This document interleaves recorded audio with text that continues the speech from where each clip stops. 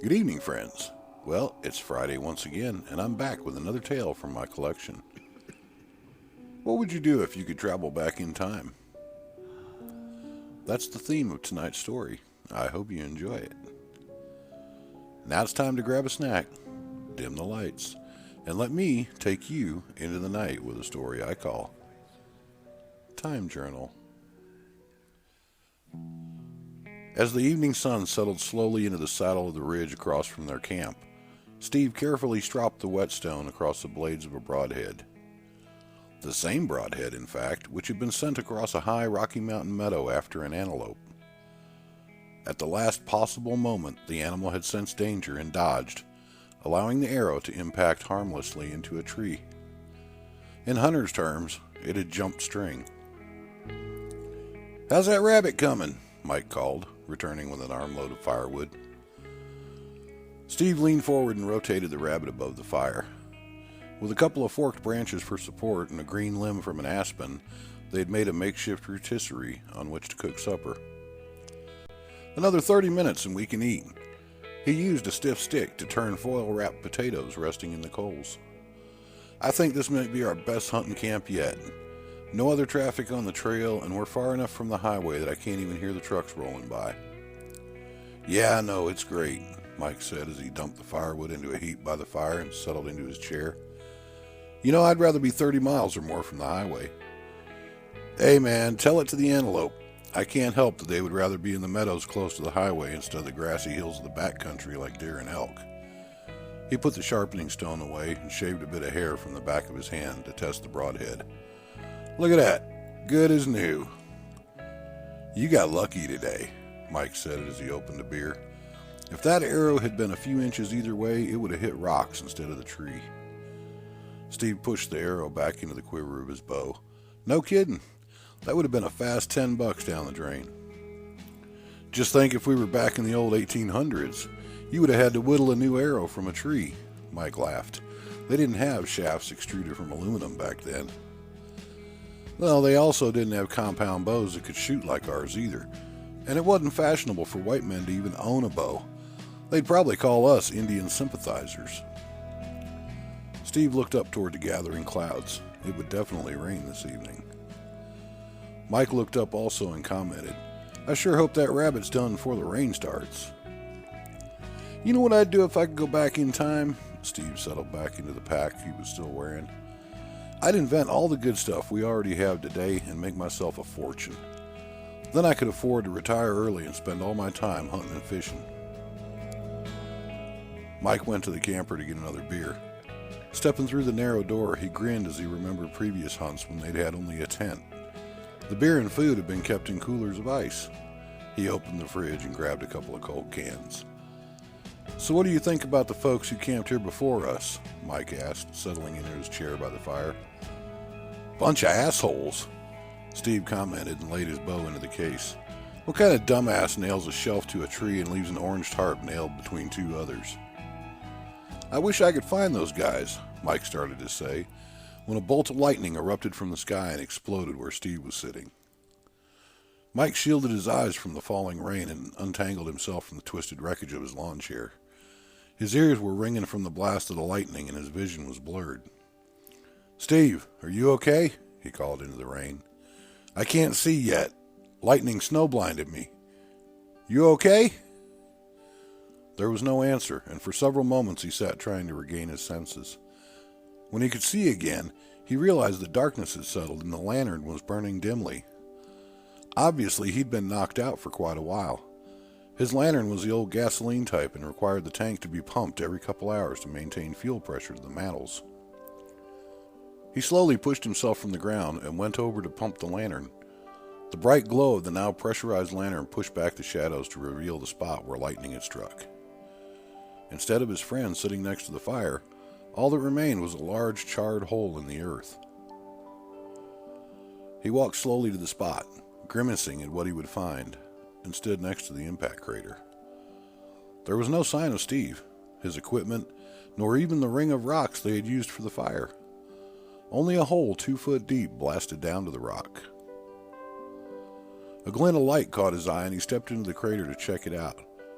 Reaching down, Mike picked up a piece of shiny metal and looked at it.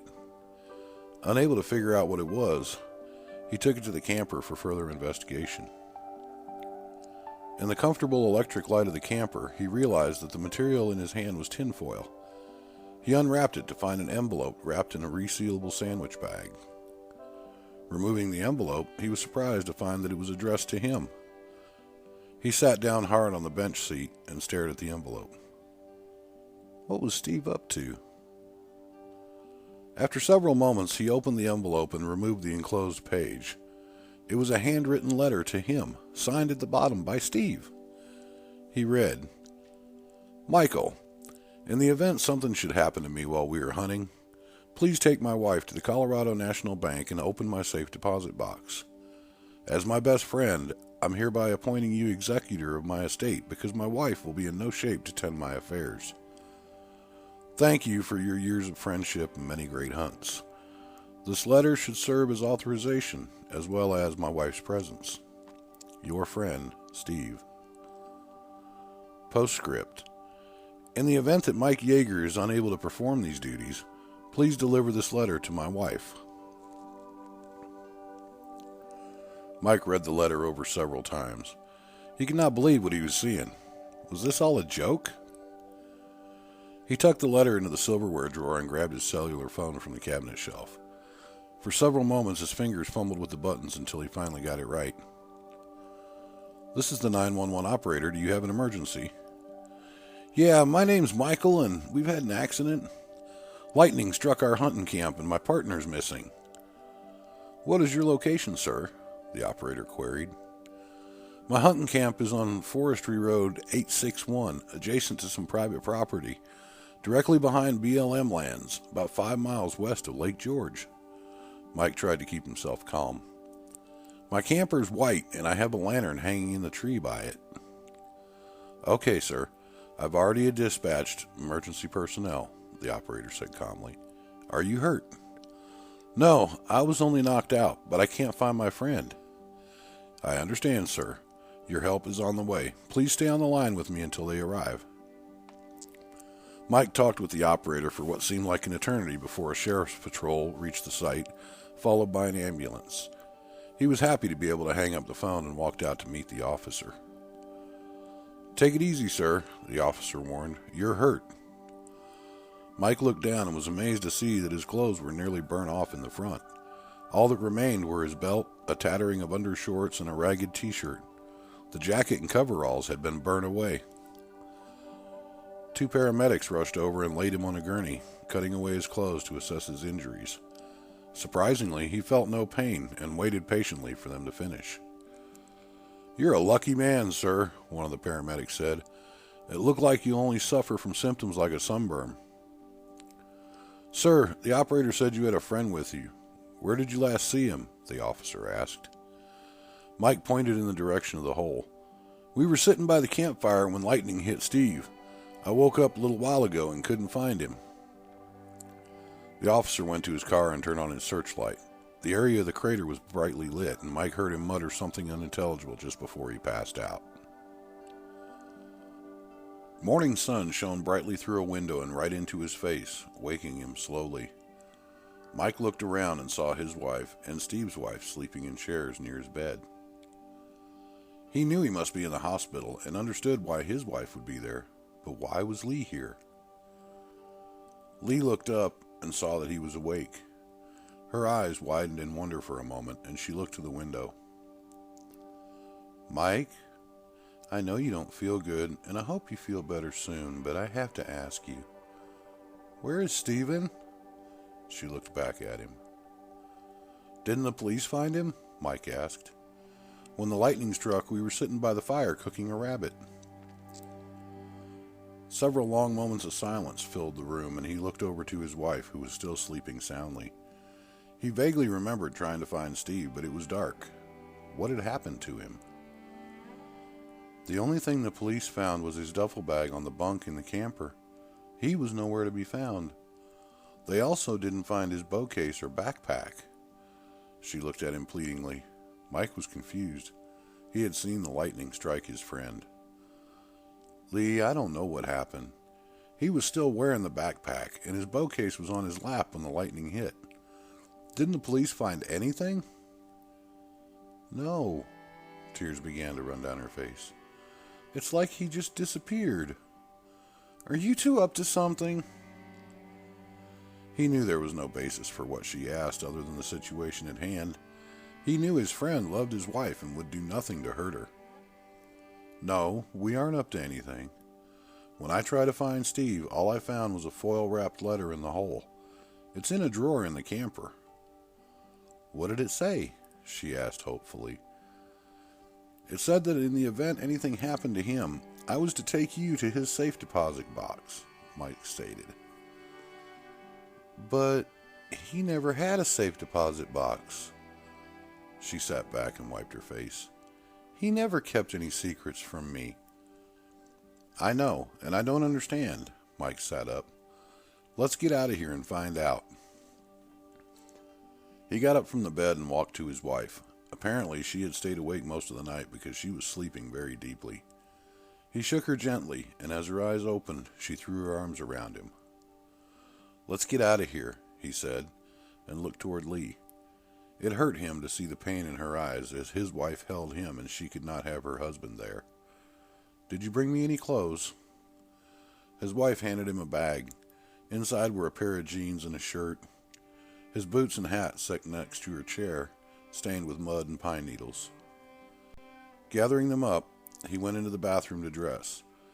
The mirror reflected confusion on his face and a sunburn as well. Apparently the lightning had burned him. He splashed cool water on his parched skin and tried to make some sense of the previous night's events. No matter how many times he went over it, the result was the same. They'd been cooking a rabbit when the lightning struck his friend. Had he been vaporized? Was it possible that the lightning had actually struck himself and Steve was only injured? Could he be out there somewhere wandering in the woods with his gear and amnesia? There were so many wild possibilities, but the fact that he had found the letter in the crater eliminated many of them. Hopefully the safe deposit box would hold the answers. He also hoped that the answers would not break Lee's heart, or his own. A nurse stood in the door as he tried to leave. Sir, get back into bed. The doctor hasn't released you yet. Mike looked over at her sternly. Is the doctor paying my stay? No, she seemed confused. Exactly. I'm the one who will be billed for this, and I'm done spending money for nothing. He headed for the door. The nurse followed after him. But sir, you could be seriously injured. It will look bad for me if you just leave like this. Mike stopped at the nurse's station and grabbed a pen and paper. As he wrote, he looked over at the nurse several times. There you go. I wrote you a note that says I left against your orders and of my own free will. He handed her the note and left with his wife and friend's wife in tow. Getting the truck and the camper from the storage lot took several hours, but once they were back at his home, Mike opened the camper, got out the letter, and handed it to Lee. After several moments, she looked up confused. They said there was nothing left but a big hole in the ground where he had been. Where was this? It was lying in the bottom of the hole, Mike thought for a moment. I'm as much in the dark as you are. Let's go to the bank and see if the deposit box can clear this up. Lee's mind bordered on the edges of hysteria. There were too many unanswered questions, and something seemed awfully strange. What was really going on here? Had they planned for him to disappear? Had Mike done something to Steve? She decided to hold judgment until she saw what was at the bank. At the bank, Mike showed the letter to the bank manager, who asked to see his identification, as well as that of Lee. Once they were past this formality, he loosened up considerably. Thank you for your patience, folks, but the bank can't be too careful. He led them to the safe deposit boxes. The contents of the box arrived here several days ago from Lloyd's of London with very explicit instructions. It was rather unusual, especially when the instructions specified that the contents were to be held indefinitely and any fees drawn directly from an account in London. Mike and Lee looked at each other in confusion. What connection had Steve had with London? Both knew that he had spent time overseas in the army. In fact, Lee had been with him when he was stationed in Germany. Did Steve have a double life? The questions were endless. "There you are, folks," the manager said politely and excused himself from the privacy room. "If you need anything, please let me know." The three of them sat around the table where the deposit box rested, each eager to know what was in it, but also apprehensive. Finally, Lee reached over and flipped up the lid. Inside was a single brown envelope. On the face, Steve had clearly written both of their names, and when she opened it, there were individual envelopes inside addressed to each of them. She handed Mike his and cautiously opened hers. In neat script, Steve had written to her, "My dearest Lee, as I write this, my heart aches to be with you. Sadly, I never shall. I don't know where to begin explaining, so I will start with my demise. Baby, I did not die when the lightning struck. I know you're thinking this is crazy because the bank probably told you that this letter was delivered from London several days ago. In time, it'll make sense. And no, this isn't some twisted plot from one of my science fiction books. My wildest fantasy has come true. Not in all senses, as you aren't with me, but it's close. When the lightning struck, I was transported back in time. The fact that you are reading this means that my beliefs about time travel are correct and my planning worked. When the lightning struck, I found myself in the very place Mike and I were camping, but more than 100 years earlier. It was very confusing to find myself in the midst of the mountains with nothing familiar around, and it took several days before I figured out what was happening. For me, that was more than 20 years ago, and as I write this, I'm already 53 years old.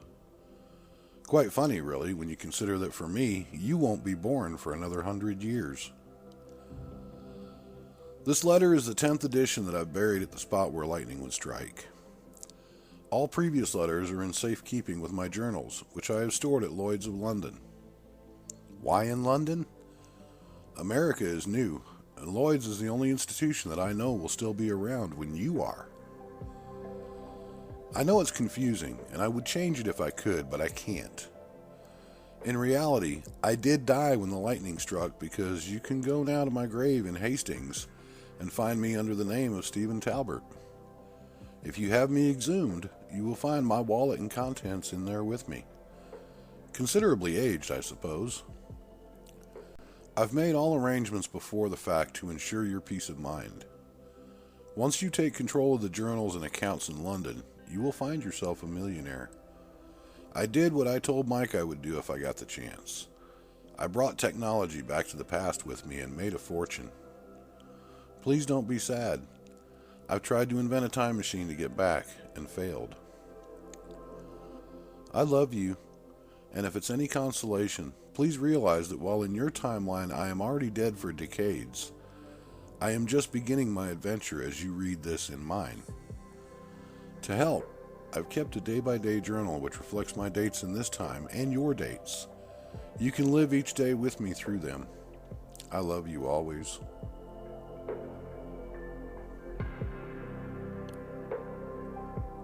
Thank you for spending your time with me. Tell me what you think in the comments and I'll be sure to join in the conversation. That's all for now, but I'll be back again next Friday with another story, just for you.